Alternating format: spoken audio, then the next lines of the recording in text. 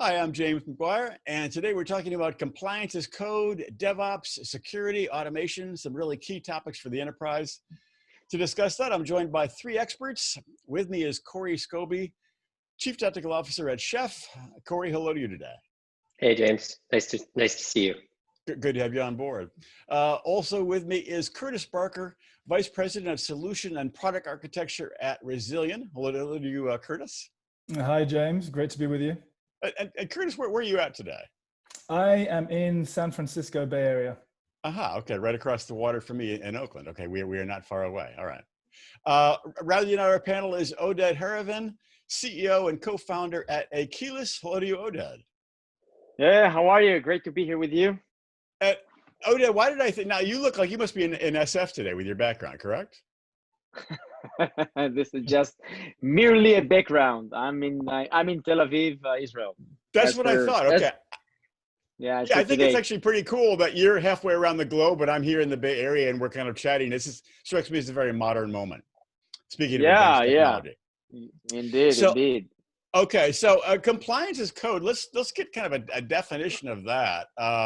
Slightly mysterious term or not. I looked it up, and this is my short definition would be: compliance as code means defining your compliance requirements in a human and machine readable language, which is kind of contradictory in the first place because, of course, machines and humans don't read the same language.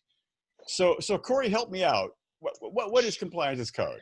Yeah, fair. Machines and humans generally don't read the same language. I think one of the challenges that we have with compliance in the enterprise is that often it takes the form of a whole bunch of unstructured data. So for instance, traditional compliance in the enterprise looks like a PDF document that neither a human can interpret equally well, and you certainly can't automate it. So the whole concept of compliance as code is express the state and the security posture of the technology footprint that you have, whether that's your compute or your application footprint, in some kind of format that can be automated and that can help drive sort of that automation through the DevOps pipeline, through your cloud environments, et cetera.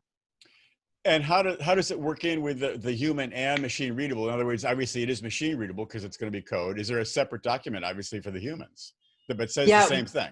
Not a separate document. So the way that we solve that at Chef is we use a markup language, a DSL, that helps bridge the gap between what is interpreted by the automation machines and ultimately makes it very readable from a human perspective. So it is in fact code, but it's code that is so simple that everybody can interpret it. Now, that may or may not be true in various different parts of the entire scope of compliance. For us, that's really around the state of systems and the configuration of systems. So, there's sort of an element to that. But I know that, the folks at Resilient and Aquilas also have similar sort of artifacts that can be human interpreted as well as drive the automation systems.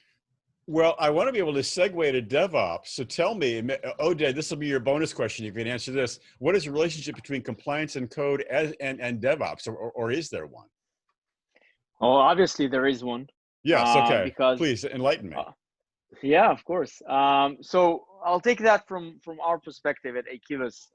So for us, as providing secrets management, mainly as a service and also on-prem, we're providing you the ability to basically totally eliminate in a lot of ways the human interaction for whenever secrets are being needed. So everything is fully automated in terms of whenever a container goes on and requests for access, and it gets a dynamic access. And what's great about it is that it's got a combination between the human access that says, or the administrator or the DevOps guy that says, okay, whenever a certain machine would ask for a certain access or certain credentials, then this is how it will look like, and this is the policy, and this is how they set it up in the system. And this in the way is the compliance as code for us.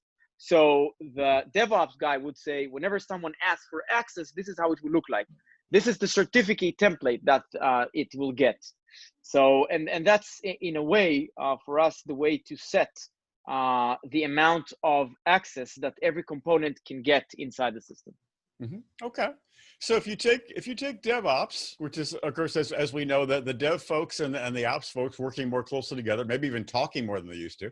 If you take that process and you enable it with automation, what sort of security and compliance challenges might you run into, if any? Curtis, what have you seen in that regard?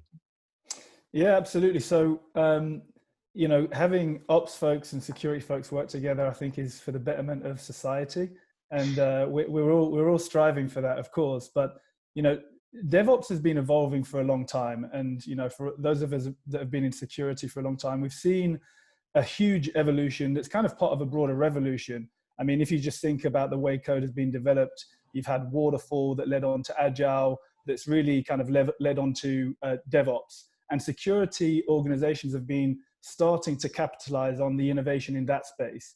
This is being driven by a massive growth in the delivery of digital services that we all use on a daily basis. So DevOps can be seen as the internal paradigm shift in building services, and the emergence of cloud marries with that external paradigm as an external paradigm shift to deliver those services and host those services.